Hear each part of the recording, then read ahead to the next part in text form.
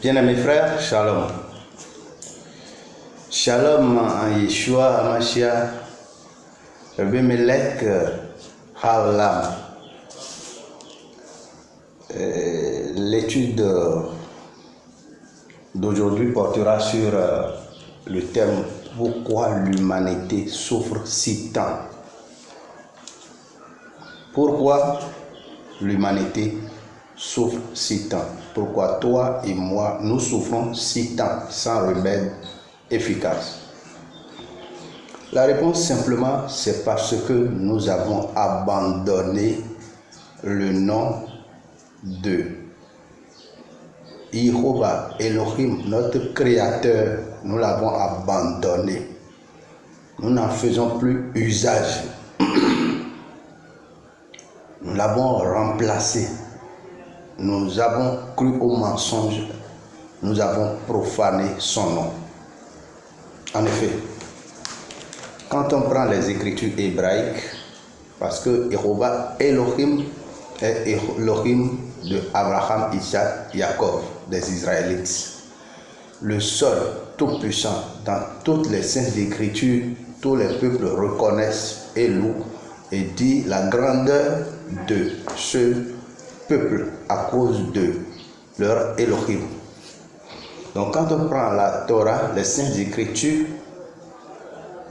il y a au minimum 1557 fois que ce nom a été mentionné. En effet, Bereshit, dans Bereshit, qu'on appelle Genèse, il y a 144 fois où ce nom est mentionné. Quand on prend Shemot, Exode, il y a 342 fois. Ça vous dit quelque chose?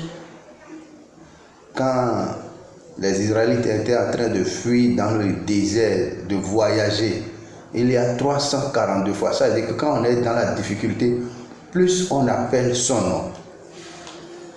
En Vaïkra, il y a 291 fois. Ça veut dire tous nos sacrifices, quand on veut faire tous nos sacrifices, que ce soit sacrifice de chiens, de dons, de quoi que ce soit, d'animaux, on a beaucoup besoin d'appeler ce nom. Dans Bamidbar, nous comptons au minimum 350 fois ce nom. Et puis dans Devarim, la première lettre prophétique de Moshe, nous avons 440 fois.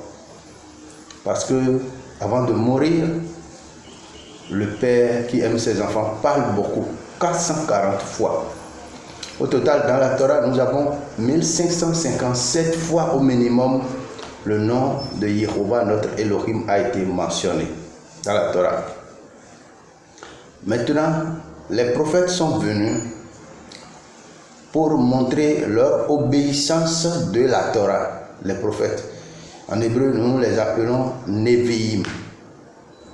Les Nevi'im. Eux, ils ont respecté, les prophètes ont pu respecter la prononciation, la mention de ce nom 2948 fois. Hein? Le double presque du nombre de fois c'est mentionné dans la Torah.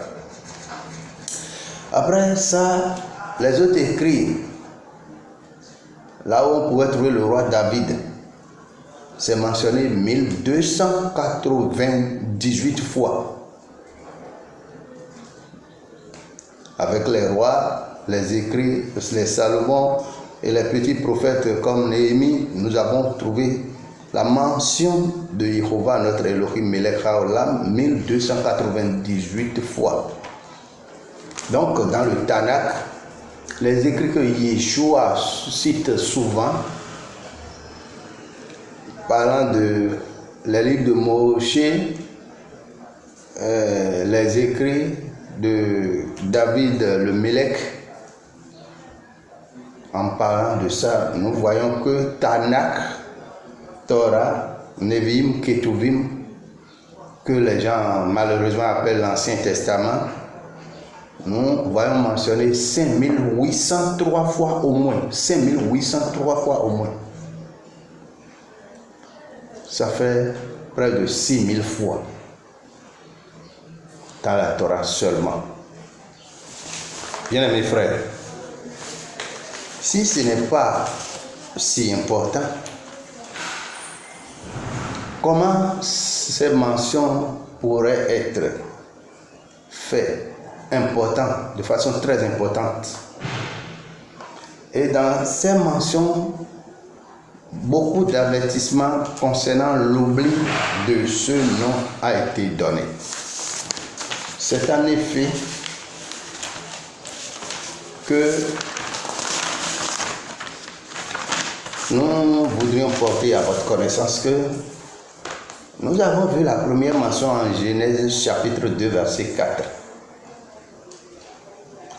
pour nous rappeler que c'est depuis la création que Jéhovah, notre Elohim, lui-même se faisait le plaisir de mentionner son nom, de parler de son nom, de visiter le jardin d'Éden en discutant, en étant en loisir, en parlant, en vivant très heureusement avec le patriarche Adam, la matriarche Hachava. En Genèse chapitre 4, verset 26, une histoire nous rappelle que après le péché, la chute, c'était né et on a commencé par invoquer, proclamer, appeler le nom de Jéhovah. Ça veut dire que de Genèse chapitre 2 verset 4 à Genèse chapitre 4 verset 26, quelque chose s'est passé. Le péché a arrêté l'appellation du nom. Mais quand le Fils qui devrait donner la joie et susciter la proclamation du nom de Jéhovah est arrivé, on a commencé par appeler, par invoquer, par proclamer le nom de Jéhovah. C'est ainsi que dans Genèse chapitre 8, Bereshit chapitre 12 verset 8, Abraham aussi, qui a quitté l'idolâtrie, a commencé par invoquer le nom de Jéhovah, notre Elohim. Bereshit 12 verset 8. En Genèse chapitre 15 verset 7, Jéhovah se fait le plaisir de rappeler à ce Abraham que je suis Jéhovah, ton Elohim, qui t'a fait sortir des Chaldéens. Et il se fait l'immense plaisir maintenant dans Bereshit chapitre 17, 18, 19, 20 d'aller rencontrer Abraham dans les chaînes de Mamré, manger avec lui, faire les programmes avec lui, faire les projets avec lui et lui demande toute sa confiance pour voir accomplir toutes ses promesses. Les promesses ont suivi leur cours et en Exode chapitre 3, Elohim descend pour dire à Moshe que quand je me suis fait connaître à ton père ou à tes pères, Abraham, Isaac et Jacob, je leur ai dit que moi je suis le Tout-Puissant, nom sur lequel Yeshua va se révéler en Apocalypse chapitre 1 comme en Apocalypse chapitre 22. Et il dit, va dire au peuple d'Israël et à Pharaon que moi qui était, qui est et qui vient et qui est, Hachet et qui est, qui ne change jamais, l'invariable là, l'éternité passée, l'éternité présente, l'éternité future, c'est moi. Parce que, estimant que en disant ça au fils d'Israël et à au Pharaon, ils comprendront la puissance de ce nom, le contenu de ce nom et pourront obéir. C'est ça la vraie quintessence de la révélation de ce nom à Moshe. Et ce nom a été raccourci au verset 15 de Shemot chapitre 3 pour dire Yod He Vav He, dont le monde entier aujourd'hui fait la confusion pour la prononciation. Ou à gauche, à droite, quand on va revenir, nous verrons, comprendrons avec la lecture conforme que le nom veut dire Yehovah. Cette prononciation. Bien-aimés frères, au verset 6 de ce Shemot chapitre 3 et le chapitre 3, il se dit, je suis Elohim de tes pères. Et au verset 13 de ce Exode chapitre 13, il dit, Yehovah est mon nom.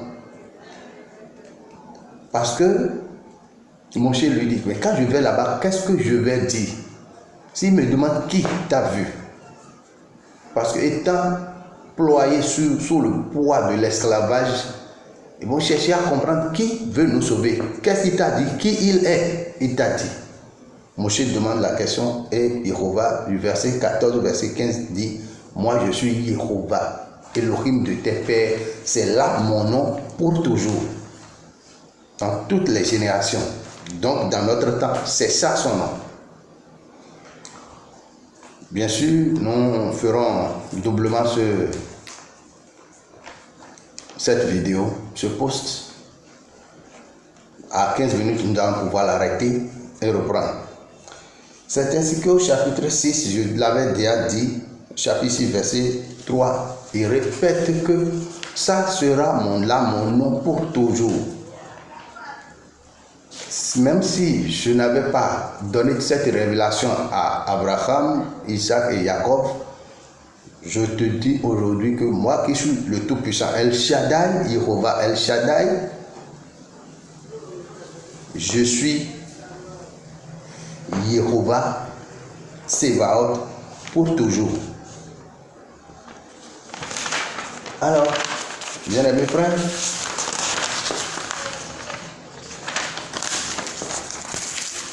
nous continuons par vous dire que en Exode chapitre 9, verset 16, il parle à Moshe et à Pharaon et dit qu'il a suscité Moshe et cette scène pharaonique pour publier mon nom sur toute la terre. Donc, la volonté de Elohim Yehovah, c'est de publier son nom sur toute la terre. Vous direz peut-être, pourquoi chaque fois nous revenons au nom, pourquoi nous martelons sur le nom, pourquoi c'est toujours de ce nom que nous parlons? Nous parlons toujours de ce nom parce que la vraie souffrance, la vraie cause de nos souffrances, de nos ignominies aujourd'hui, c'est le fait d'avoir abandonné ce nom. Dans la suite de la vidéo, la deuxième vidéo va nous mentionner comment cet abandon a été causé par la race sainte, la nation sainte israélite. Comment c'est eux qui ont commencé par faire le truc, par abandonner son nom, par mépriser son nom, et par surcroît, nous avons hérité par tricherie et par reconnaissance de faute. Nous avons tout le monde entier commencé par abandonner ce nom. Et dans toutes les Bibles, tu ne verras presque plus ça. Bien-aimés frères, nous devons nous repentir. Suivez la seconde vidéo, vous verrez clair et vous pouvez revenir pour être sauvé par la grâce de Yeshua Mashiach Melech Haolam. Amen.